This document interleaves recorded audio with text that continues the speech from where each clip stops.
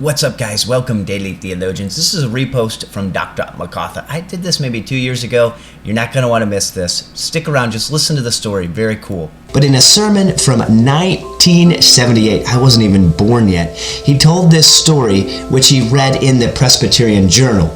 On a dangerous seacoast where shipwrecks often occur, there was once a crude little life-saving station.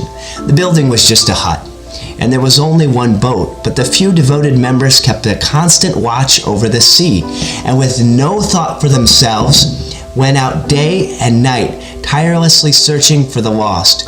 Many lives were saved by this wonderful little life-saving station, so it became famous. Some of those who were saved and various others in the surrounding area wanted to become associated with the station and give of their time and of their money and their effort for the support of its work.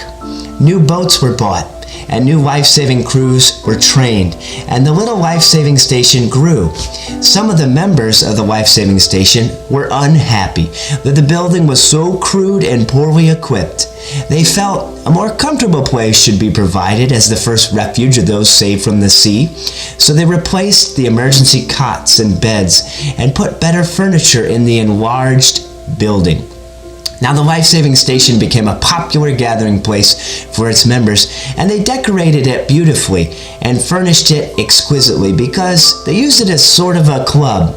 Fewer members were now interested in going to sea on life-saving missions, so they hired lifeboat crews to do this work.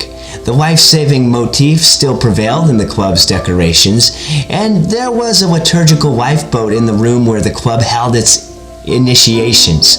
About this time, a large ship was wrecked off the coast, and the hired crews brought in loads of cold, wet, half-drowned people. They were dirty and sick, and some of them had black skin and some had yellow skin. The beautiful new club was considerably messed up. So, the property committee immediately had a shower house built outside the club, where the victims of shipwrecks could be cleaned up before coming inside. At the next meeting, there was a split in the club. The members were divided. Most of the members wanted to stop the club's life-saving activities as being unpleasant and really a hindrance to the normal social life of the club. Some members insisted upon life-saving as their primary purpose and pointed out that they were still called a life-saving station, but they were finally voted down and told that they wanted to save the lives of various kinds of people who were shipwrecked in those waters. Well, then they could begin their own life-saving station down the coast a little ways, which they did. Now, as the years went by, the new station experienced the same changes that had occurred in the old one. It evolved into a club, and yet another life-saving station was founded. History continued to repeat itself, and if you visit that coast today, you will find a number of exclusive clubs along the shore.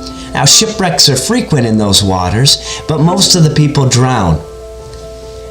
Ouch! Why does MacArthur tell mean stories? This is such a great exhortation. Those around us are in desperate need of the gospel. This is a story of the church. Jesus summed up his mission this way: "For the Son of Man came to seek and to save the lost." We must, like Paul, have the attitude of deciding to know nothing among you except Jesus Christ and Him crucified. We must press on, reaching out as a proactive and common occurrence in the life of the body of Christ. Now, I personally fail often in the area of evangelism, but we must never become complacent. We must keep our eyes fixed on things that are eternal, knowing that this life is a vapor. Take a stroll through a graveyard.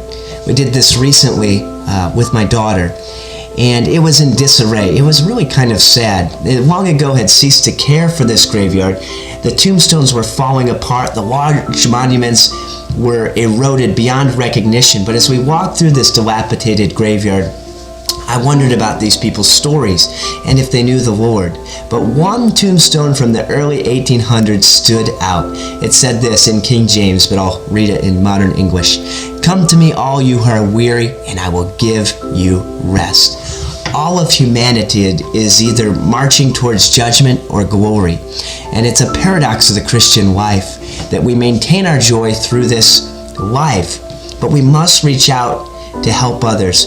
If you'd like to get started with that, please leave a comment. I'd be happy to help you. And please don't forget to hammer that like button like the 95 Theses. And I will see you tomorrow. Soli Deo Gloria. God bless.